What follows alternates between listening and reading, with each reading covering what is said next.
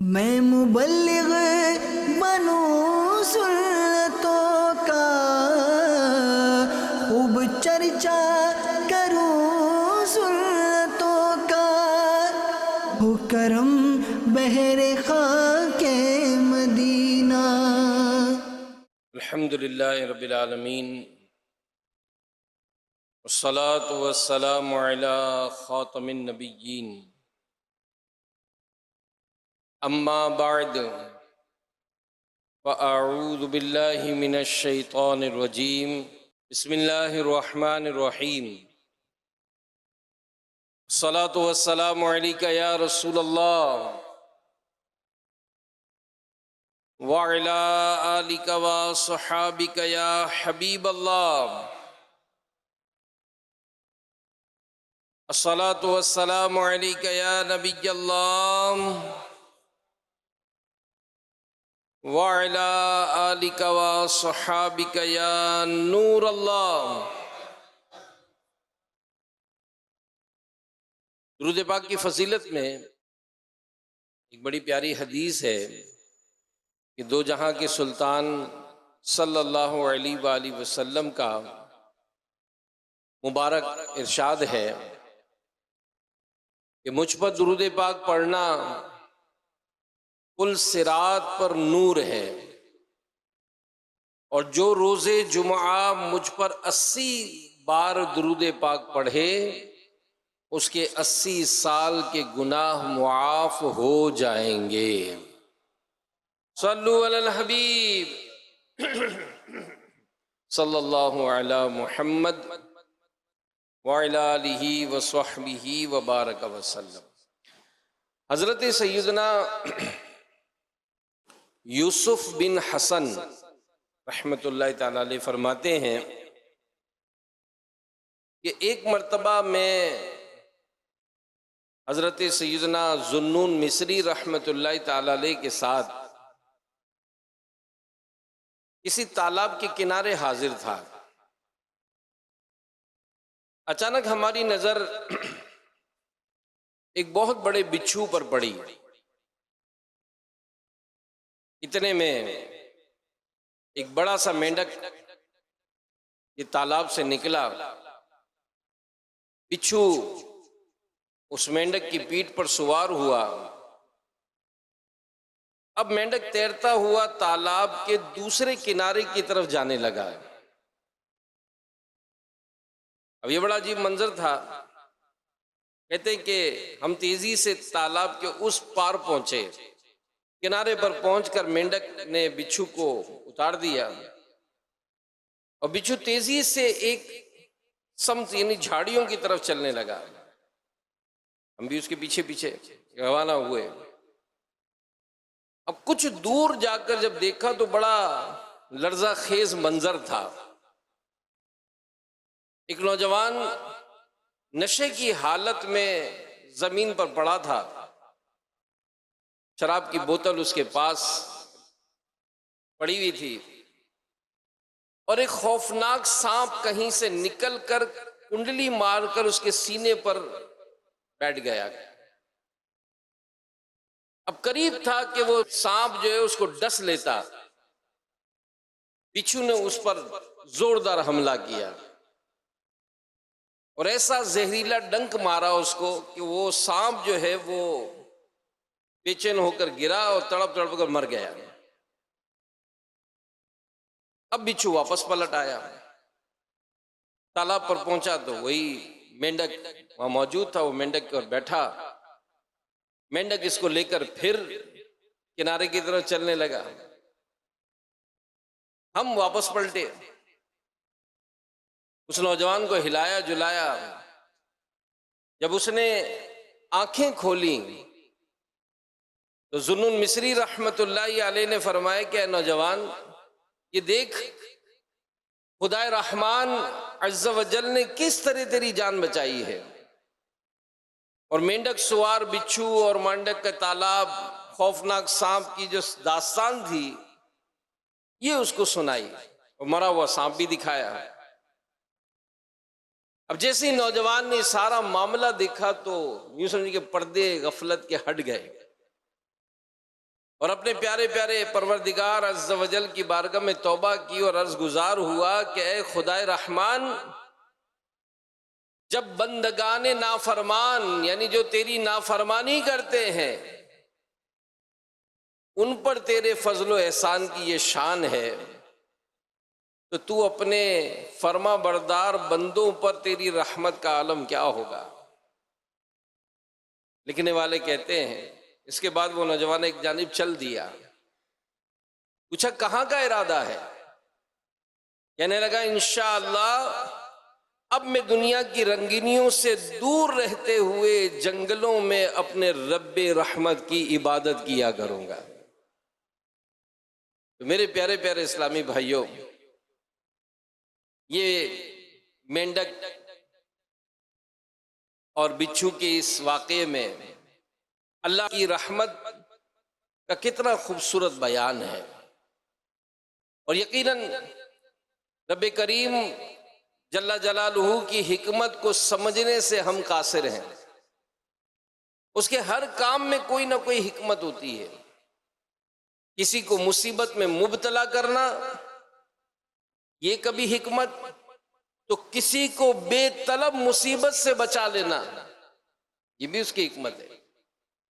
اور بعض اوقات بندہ کسی مصیبت میں پھنستا ہے، تکلیف میں آتا ہے، تو وہ رب کریم کی بارگاہ میں جھکتا ہے، اس کی بارگاہ میں توبہ و استغفار کرتا ہے۔ اور کبھی ایسا ہوتا ہے کہ رب کریم عز و جل کی رحمت جب اس مصیبت میں اس پر نازل ہوتی ہے، جب رب کا یہ احسان ہو جاتا ہے، تو بندہ رب تعالیٰ کی نافرمانی چھوڑ کر اس کی عبادت کی طرف جو ہے وہ رجوع ہو جاتا ہے۔ تو یہ ایک ذہن بنانے کی حاجت ہے، وہ کیا ہے؟ اور وہ بڑی خوبصورت بات امیر علیہ سنت اپنے ایک بیان میں فرماتے ہیں کہ بندہ یہ ذہن بنائے کہ اللہ جو کرتا ہے بہتر کرتا ہے، یہ ذہن بنائے اللہ جو کرتا ہے بہتر کرتا ہے۔ دوبارہ دہرائے گا، اللہ جو کرتا ہے بہتر کرتا ہے۔ یقیناً آزمائشیں مصیبتیں آتی ہیں، بندے کو ہلا کر رکھ دیتی ہیں، لیکن ایسے موقع پر بندے کا جب یہ ذہن بنے تو آگے چل کر اس بات کو یہ بات روشن ہو جاتی ہے کہ جناب یہ جو ہوا یہ در حقیقت میرے لیے یہی بہتر تھا، جس کے سبب میں بہت بڑی مصیبتوں سے بچ گیا۔ تفسیر نعیمی میں حضرت مفسر شہیر حکیم الامت حضرت مفتی احمد یار خان رحمۃ اللہ تعالیٰ علیہ اپنی تقریر میں فرماتے ہیں بڑی خوبصورت بات کہ حضرت بایزید بسطامی رحمۃ اللہ تعالیٰ علیہ کہ کسی جگہ سے گزر رہے تھے۔ اب دیکھیں باتیں ہم بھی دیکھتے ہیں، واقعات ہمارے سامنے بھی ہوتے ہیں، چیزیں ہم بھی سمجھتے ہیں، لیکن ان سے نصیحتیں حاصل کرنا یہ کمال درجے کی بات ہے۔ اور اسی لیے دعوت اسلامی کے دینی ماحول میں اس بات کا ذہن بنایا جاتا ہے کہ ہم کتابیں پڑھیں، ہم اسٹڈی کریں، مطالعہ کریں۔ کہ قرآن کا ترجمہ، قرآن کی تفسیر یہ تو ہم دیکھ لیتے ہیں، لیکن اس کے تحت جو علماء نے مزید جو واقعات لکھے ہیں، بزرگوں کی سیرت میں جو یہ واقعات ملتے ہیں، اس میں ہمارے لیے کیا نصیحت ہے، چیزیں ہم بھی دیکھتے ہیں۔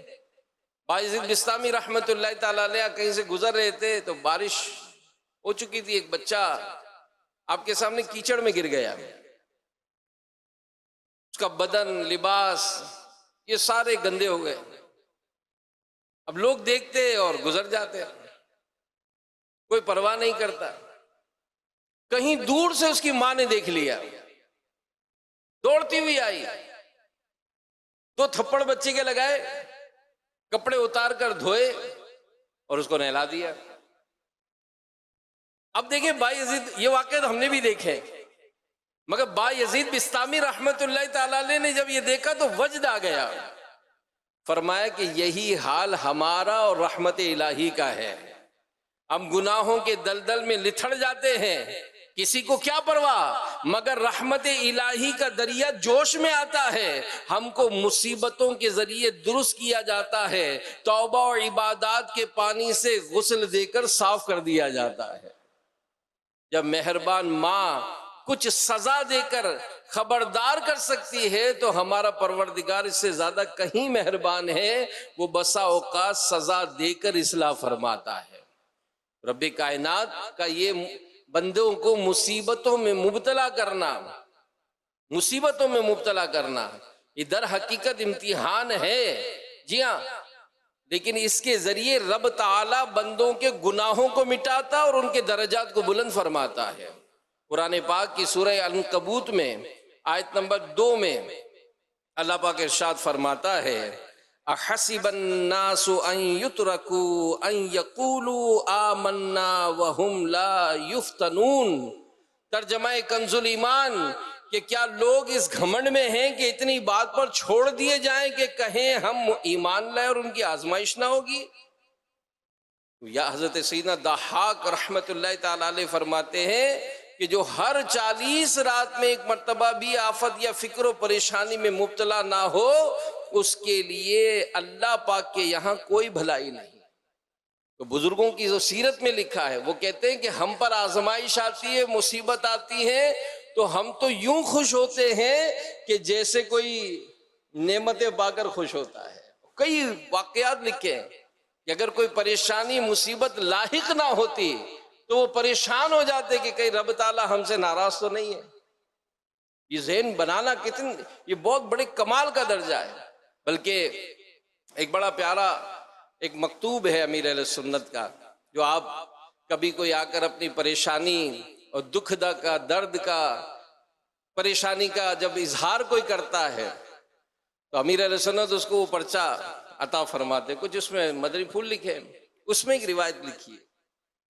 ایک مرتبہ ایک صحابی رضی اللہ عنہ رات کو آرام فرما رہے تھے، تو رات کے کسی پہر میں ان کو آنکھ کھلی اور اپنی زوجہ سے کہا کہ مجھے پانی پلاؤ۔ زوجہ پانی لینے گئی، اب پانی لے کر جیسے ہی واپس آئیں تو دیکھا ہی پھر سو گئے تھے۔ اب سوچنے لگی کہ اگر اٹھاتی ہوں تو نیند میں خلل آئے گا، اور سو جاتی ہوں تو پھر ان کو پانی کی ضرورت پڑے گی۔ تو اسی کیفیت میں ساری رات پانی کا پیالہ لے کر کھڑی رہی۔ اب صبح جب ان کی آنکھ کھلی، دیکھا کہ زوجہ کھڑی ہیں، تو پوچھا کہ کیا ساری رات تم پانی کا پیالہ لے کر کھڑی رہی؟ کہا ہاں۔ میں نے کہا پتہ نہیں کب آنکھ کھل جائے۔ بہت خوش ہوئے اور کہا کہ میں تم سے بہت خوش ہوں، مانگو کیا مانگتی ہو؟ کہنے لگے آپ مجھ سے خوش ہیں؟ کہا میں بہت خوش ہوا، مجھے طلاق دے دیجئے۔ کہا میں خوش ہوں، انعام دینا چاہتا ہوں۔ کہا کہ اگر آپ مجھ سے خوش ہیں تو مجھے طلاق دے دیجئے۔ دونوں میں بحث ہوئی، طے ہوا کہ چلو نبی پاک صلی اللہ علیہ وسلم کی خدمت میں حاضر ہوتے، اس مسئلے کا حل کراتے۔ جب دونوں میاں بیوی راستے میں چلنے لگے تو اچانک راستے میں ایک ٹھوکر لگی اور ان صحابی رضی اللہ عنہ کا پیر ٹوٹ گیا۔ جب پیر میں تکلیف ہوئی، چوٹ لگی، پیر ٹوٹ گیا، تو زوجہ کہنے لگی کہ اب مجھے طلاق نہیں چاہیے، واپس گھر چلے۔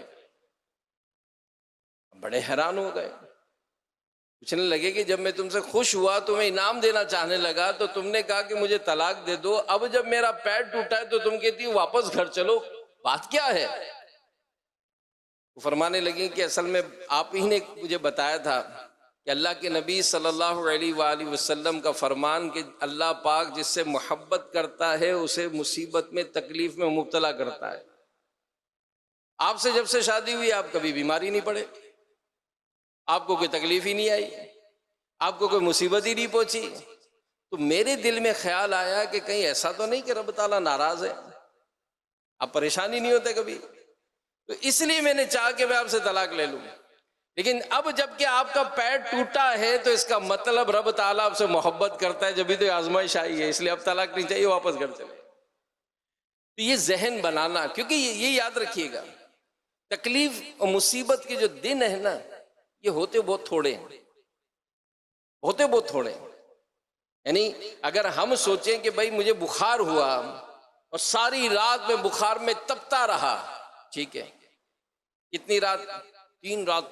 3 راتوں سے بخار، رات کو بخار چڑھ جاتا ہے، سخت بخار ہوتا ہے، میں بہت تکلیف میں گزاری 3 راتیں، ٹھیک ہے، 365 راتوں میں اگر 3 راتیں نکال دیں، بقیہ کتنی بچی؟ 362 راتیں آپ نے سکون سے گزاری؟ جی ہاں گزاری۔ کیا ان راتوں کا رب تعالیٰ کی بارگاہ میں شکر ادا کیا تھا؟ بھائی یہ جو تکلیف ملی یہ آئی کہاں سے؟ رب کی طرف سے۔ نعمتیں ملی کہاں سے؟ رب کی طرف سے۔ تو جب 362 راتوں کا شکر ادا نہیں کیا تو 3 راتوں کا شکوہ کرنا کیسا ہے؟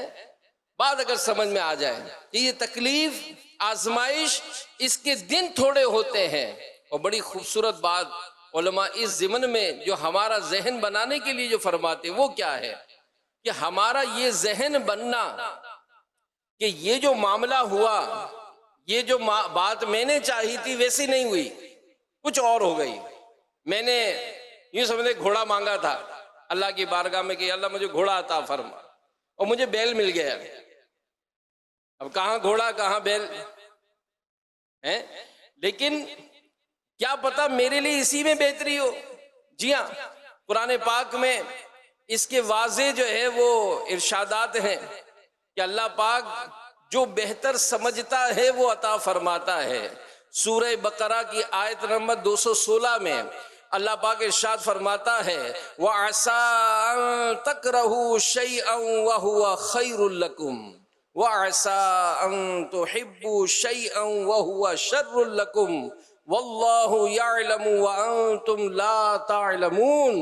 اور قریب ہے کہ کوئی بات تمہیں بری لگے اور وہ تمہارے حق میں بہتر ہو، اور قریب ہے کہ کوئی بات تمہیں پسند آئے اور وہ تمہارے حق میں بری ہو، اور اللہ جانتا ہے اور تم نہیں جانتے۔ تو اللہ جانتا ہے، اللہ جانتا ہے کہ ہمارے حق میں کیا بہتر ہے، لیکن رب تعالیٰ کی بارگاہ میں یہ دعا کرے کہ یا اللہ ہمیں ہر حال میں اپنا شکر گزار بندہ بنا، ہمیں اپنا شکر گزار بندہ بنا کہ جو شکر کرتا ہے، امتحان میں تیار رہتا ہے، امتحان آنے پر وہ صبر کرتا ہے، اللہ پاک انہیں بلند رتبہ، بلند کامیابی عطا فرماتا ہے۔ اور میرے پیارے پیارے اسلامی بھائیوں اور مدنی چینل کے ناظرین، اگر قرآنی واقعات میں ہم دیکھیں کہ خدا پاک کے جو مقبول بندے ہیں انبیاء کرام، اگر ان کی سیرت کا ہم مطالعہ کریں، اسٹڈی کریں، تفاسیر کو دیکھیں، حضرت سیدنا یوسف علیہ السلام کتنا بڑا رب کی بارگاہ میں مقام ہے، لیکن کیا ہوا؟ آپ کے اپنے بھائیوں نے آپ کو قتل کرنے کی سازش کی، آپ کو کنویں میں ڈالا گیا، وہاں سے نکال کر بطور غلام آپ کو منڈی میں فروخت کیا گیا، پھر زمانہ گزرتا گیا یہاں تک کہ آپ بادشاہ کے محل میں پہنچ گئے، وہاں آپ کے خلاف سازشیں ہوئیں، قید خانے کی صعوبتیں برداشت کی، پھر رب تعالیٰ کے فضل سے سرخروئی ملی اور مصر کی ولایت نصیب ہوئی۔ پورا سفر ہے قرآن پاک میں، پورا واقعہ ہے کہ کس طرح بھائیوں نے سازش کی، کس طرح آپ کو کنویں میں ڈالا گیا، کس طرح سے آپ کو قتل کرنے کے در پہ ہوئے، کس طرح آپ کو نکالا گیا، کس طرح آپ کو منڈی میں فروخت کیا گیا، کس طرح آپ کرتے کرتے کرتے یہ بادشاہ کے محل میں پہنچ گئے، یہاں تک کہ بادشاہت آپ کو نصیب ہو گئی۔ بچپن سے لے کر ولایت مصر کے زمانے سمیت آزمائش سے ہی آزمائش ہے، لیکن آپ نے ان تمام مصیبتوں پر صبر کیا، اللہ کی رضا پر راضی رہے، اور کیا ارشاد فرمایا قال لا تصریب علیکم اليوم یغفر اللہ لکم وہو ارحم الراحمین۔ جب بھائیوں پر آپ کو کچھ قدرت ہوئی کہ آپ کچھ بدلہ لے سکتے ہیں تو فرمایا کہ آج تم پر کوئی ملامت نہیں، اللہ تمہیں معاف کرے اور وہ سب مہربانوں سے بڑھ کر مہربان ہے۔ یہ کمال کہ اگر کسی نے کوئی تکلیف پہنچائی بھی ہے اور کبھی اگر طاقت نصیب بھی ہو جائے تو اس وقت بدلہ لینے کی بجائے ان کو معاف کر دینا، یہ کمال درجے کی بات ہے۔ اور پھر اسی آپ کے احسان اور صبر کی اللہ پاک نے جو شان بیان فرمائی وہ سورہ یوسف کی آیت نمبر 56 میں، اور ایسے ہی ہم نے یوسف کو زمین میں اقتدار عطا فرمایا، اس میں جہاں چاہے رہائش اختیار کرے، ہم جسے چاہتے ہیں اپنی رحمت پہنچا دیتے ہیں، اور ہم نیکوں کا اجر ضائع نہیں کرتے۔ تو اس کا پورا تفصیلی بیان اگر پڑھے ایمان تازہ ہوگا، حوصلہ اور ہمت بڑھتی ہے.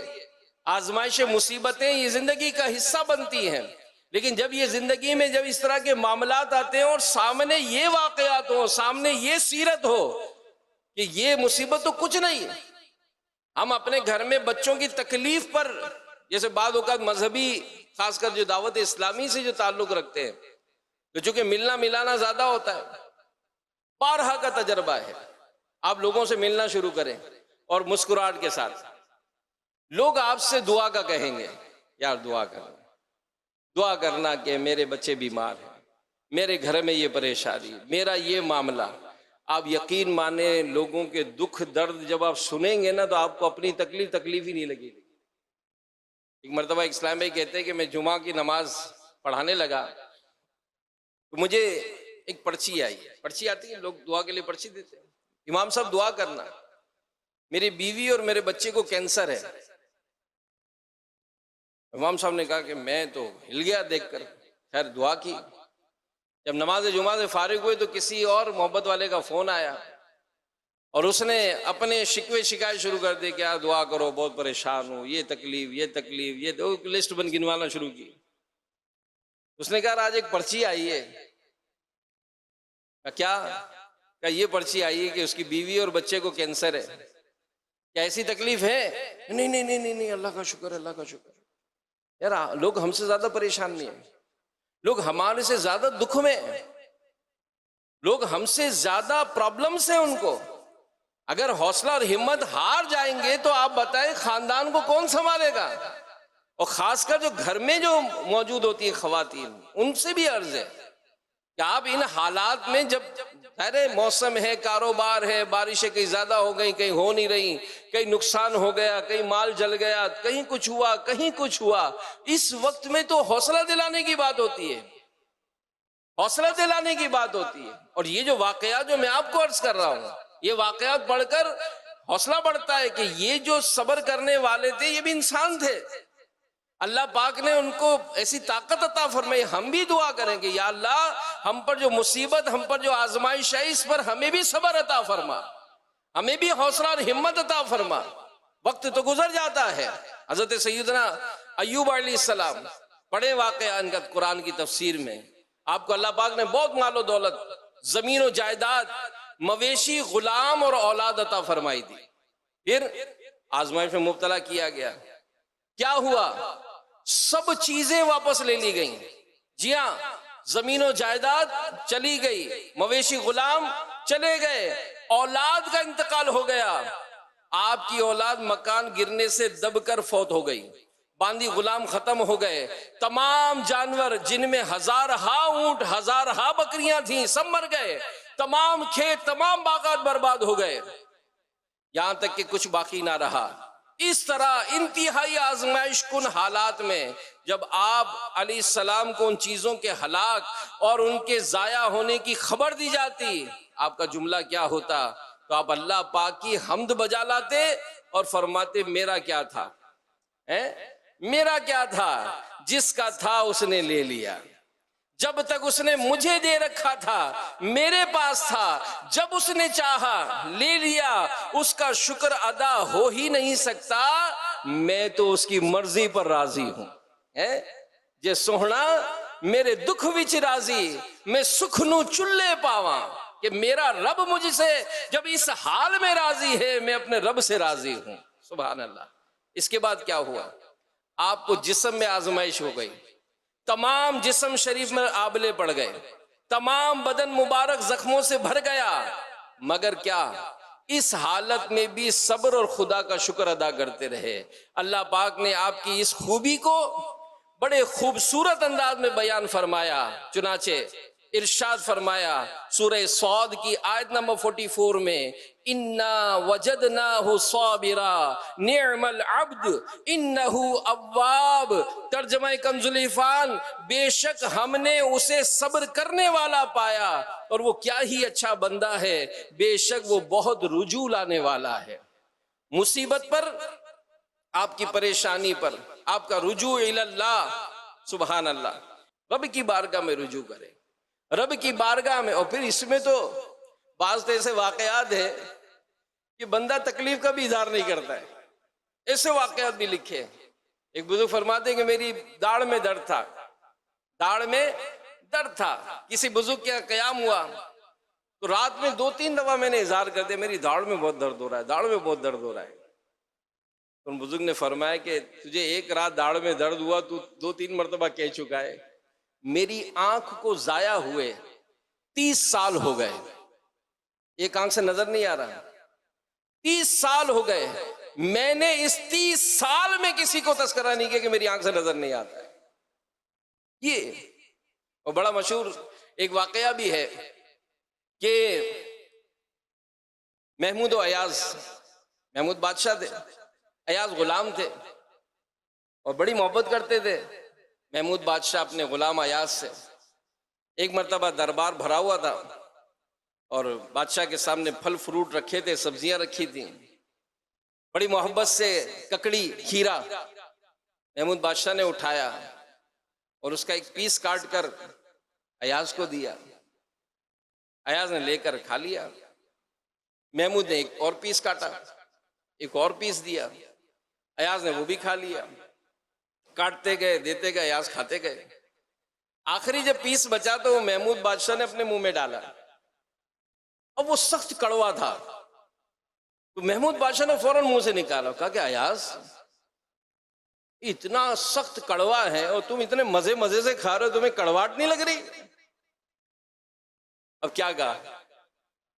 کہنے لگے کڑواہٹ تو لگی تھی، کڑواہٹ تو محسوس ہوئی، مگر میں نے دل میں سوچا کہ ان ہاتھوں سے ہمیشہ میٹھا میٹھا کھایا ہے، ان ہاتھوں نے ہمیشہ میٹھا میٹھا کھلایا ہے، آج اگر کڑوا آیا تو آیا اسی ہاتھ سے ہے، تو ضمیر نے گوارا نہ کیا کہ میں شکوہ کیسے کروں، شکوہ کیسے کروں؟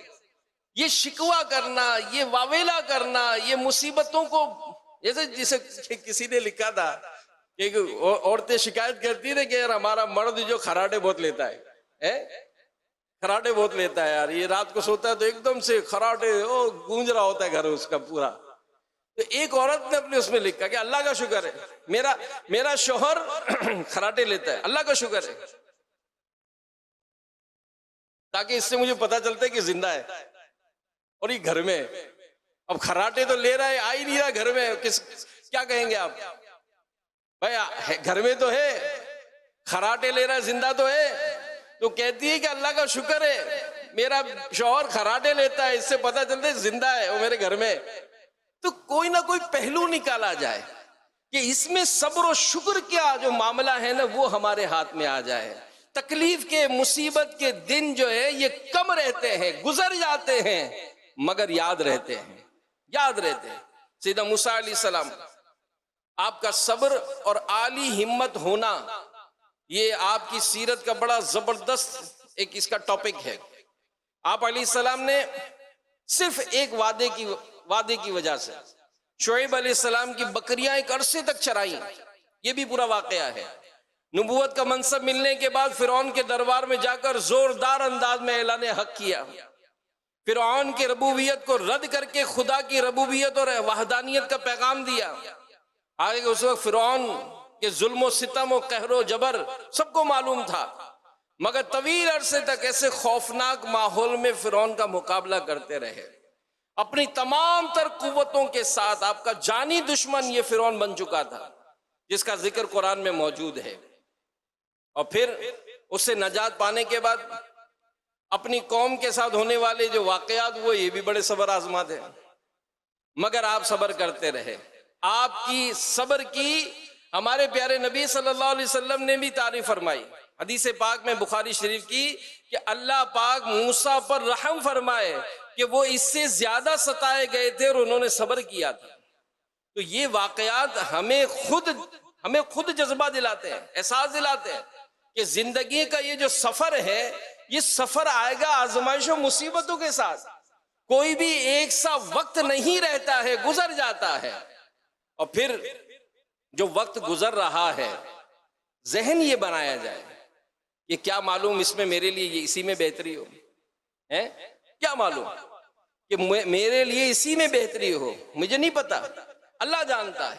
جیسے کہتے ہیں کہ ایک تاجر اپنے دوستوں کے ساتھ کسی دوسرے ملک میں مال خریدنے گیا اور وہاں سے سب نے اپنا اپنا مال خریدا. اب جہاز میں رکھ کر پانی کے ذریعے سب تاجر اور سامان لے کر واپس آ رہے تھے. اب راستے میں طوفان آ گیا. اب جہاز آزمائش میں آ گیا. اب لگ رہا تھا کہ اب ڈوبا.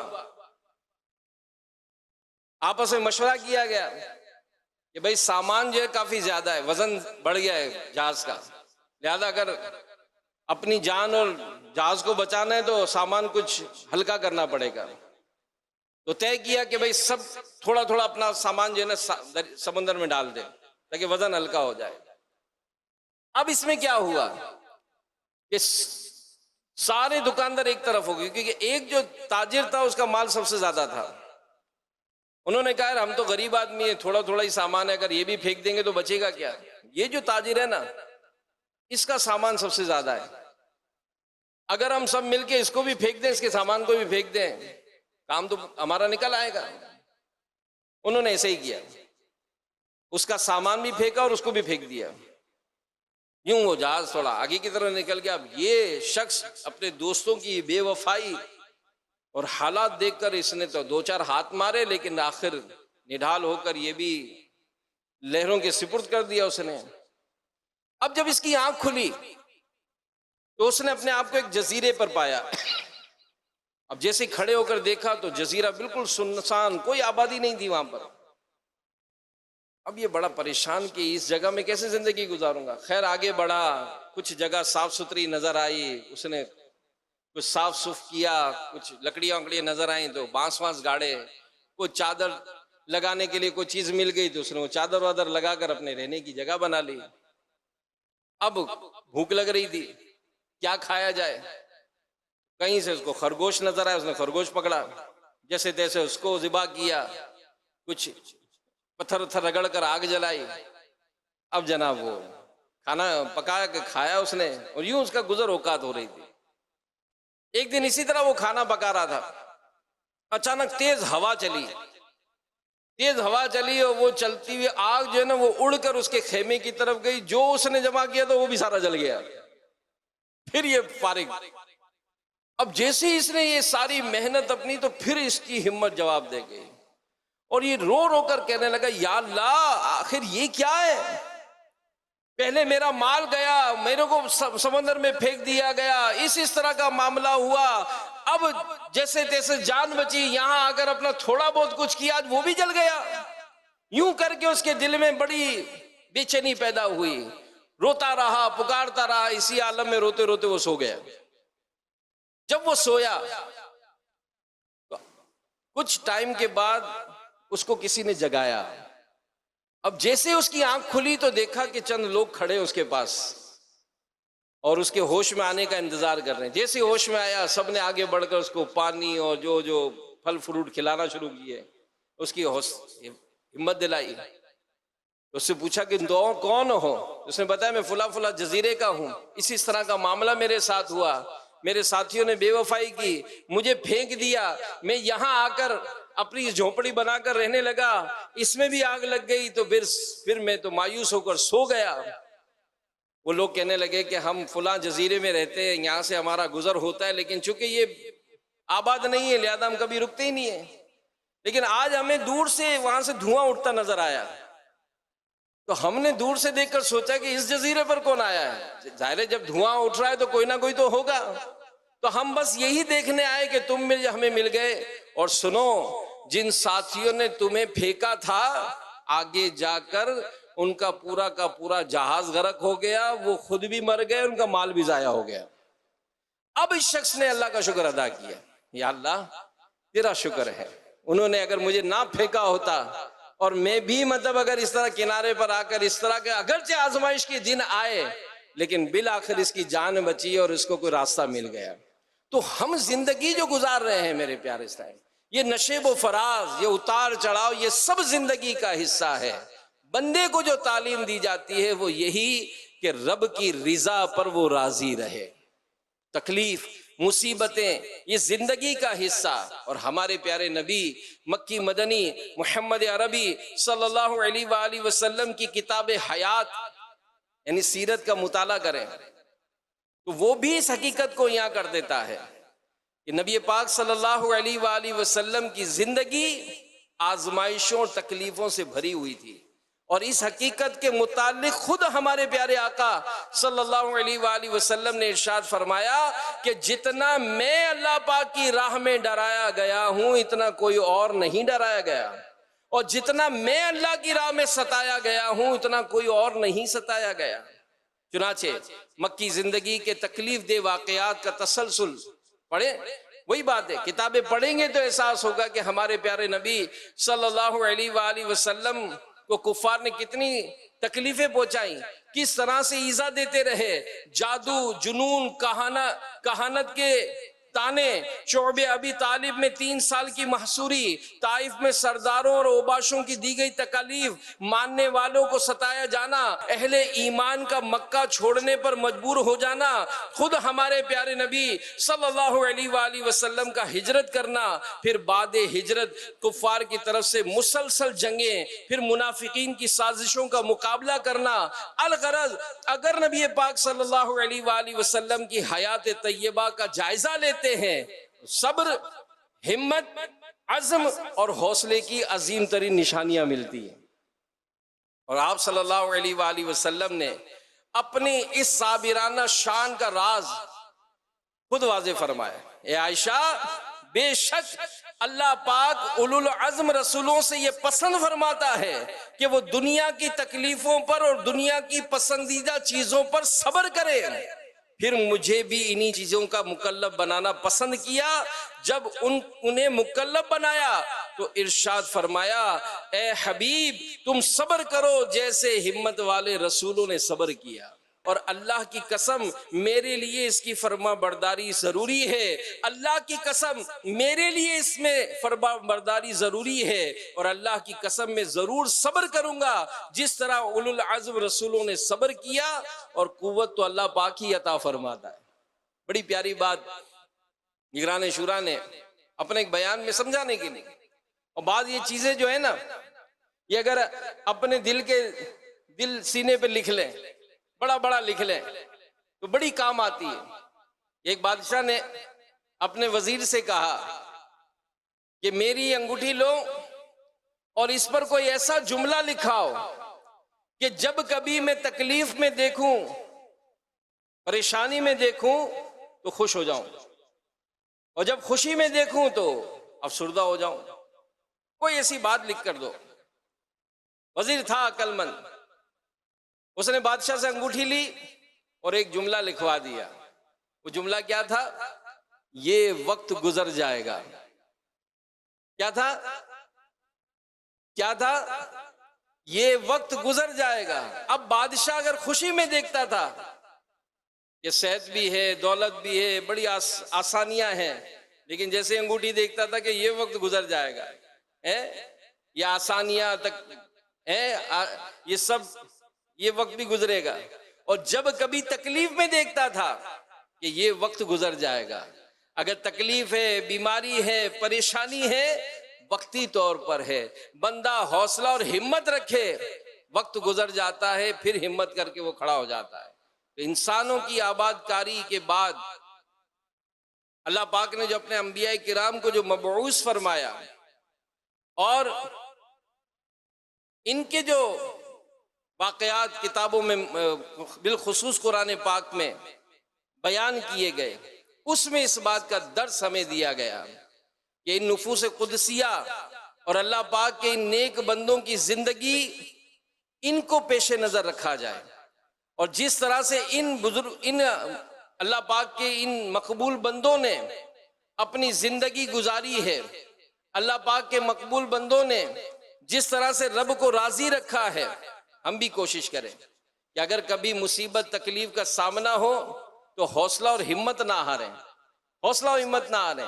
اور یہاں تک اس کے جو فضائل کی اگر بات کریں تو حدیث پاک میں اس میں بڑی زبردست بشارتیں ہیں، جی ہاں بڑی زبردست بشارتیں ہیں کہ اللہ کے پیارے نبی صلی اللہ علیہ وآلہ وسلم نے ارشاد فرمایا، بلکہ کسی بزرگ رحمت اللہ علیہ نے حضرت سیدنا حسن بن زکوان رحمت اللہ علیہ کو ان کی وفات کے 1 سال بعد خواب میں دیکھا تو پوچھا کون سی قبریں زیادہ روشن ہیں؟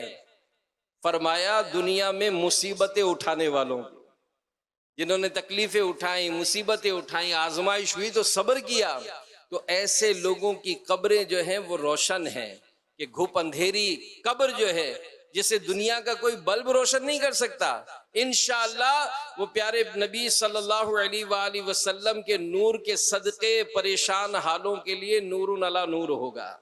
اور پھر جب قیامت کے دن اٹھایا جائے گا نا، تو یہ دنیا میں جو تکلیفوں میں ہے، مصیبتوں میں ہے، آزمائشوں میں ہے، جنہوں نے صبر کیا ان کے متعلق کیا بشارتیں ہیں۔ سورہ زمر میں آیت نمبر 10 میں اللہ پاک نے ارشاد فرمایا انما یوفی الصابرون اجرہم بغیر حساب، کہ صابروں ہی کو ان کا ثواب بھرپور دیا جائے گا بے گنتی۔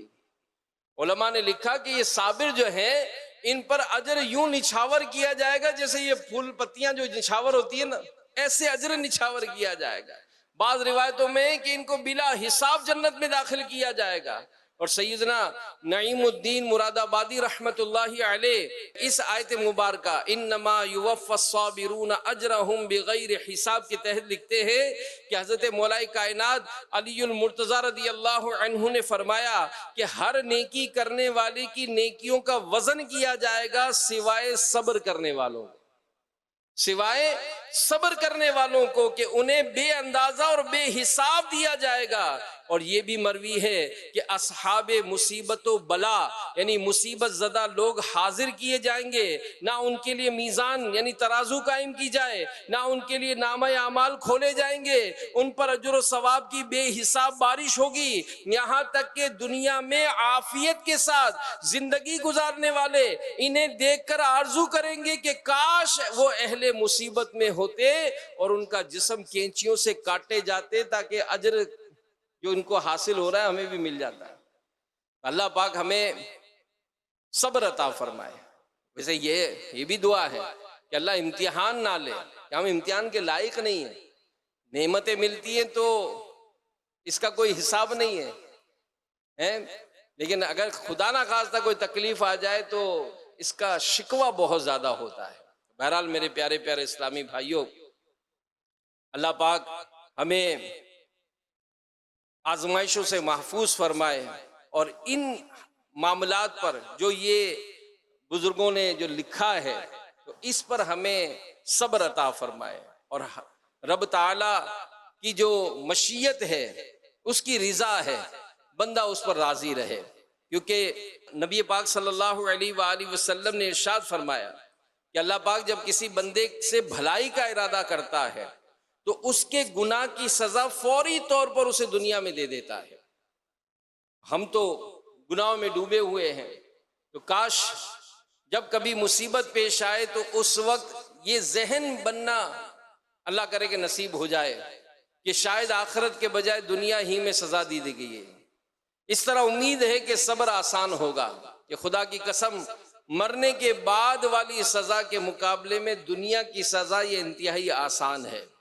دنیا کی مصیبت آدمی برداشت کر ہی لیتا ہے، مگر آخرت کی مصیبت برداشت کرنا یہ ناممکن ہے۔ یہاں تک کہ اگر کوئی کہہ دے کہ میں قبر یا جہنم کا عذاب برداشت کر لوں گا تو وہ کافر ہو جائے گا۔ اور خاص کر اس معاملے میں یہ بھی ضرور آخر میں عرض کروں گا کہ اس طرح کے جب معاملات ہوتے ہیں، کوئی ایسا نقصان ہو گیا، کوئی سامان جل گیا، کوئی ایسا حادثہ ہو گیا، کوئی بھی ایسا معاملہ ہوتا ہے تو شکوے شکایت یہ بہت زیادہ ہو جاتے ہیں، اور بسا اوقات اس میں شیطان ایسے ایسے کلمات کہلوا دیتا ہے کہ بندہ جو ہے وہ ایمان سے خارج ہو جاتا ہے۔ اور اس کے لیے میں مشورہ دوں گا کفریہ کلمات کے بارے میں سوال جواب، یہ امیر اہل سنت کی ایک زبردست کتاب ہے کہ ان مواقعوں پر جو کفریہ کلمات بول دیے جاتے ہیں جس سے بندے کا ایمان ہی ضائع ہو جاتا ہے، ان کی معلومات حاصل ہونا بہت ضروری ہے۔ اور اگر کبھی کوئی ایسا معاملہ ہو گیا تو فوراً اس سے توبہ کر کے کلمہ پڑھ کر تجدید ایمان کیا جائے۔ اللہ پاک ہمیں صبر اور ہمت عطا فرمائے، آزمائشوں سے رب تعالی ہمیں محفوظ بھی فرمائے، اور اگر بتقاضۂ بشریت جو آزمائشیں ہوں تو اللہ پاک اس پر ہمیں صبر و ہمت عطا فرمائے، آمین بجائے خاتم النبیین صلی اللہ علیہ وآلہ وسلم۔ میں مبلغ بنوں سنتوں کا، خوب چرچا کروں سنتوں کا، ہو کرم بہر خاک مدینہ۔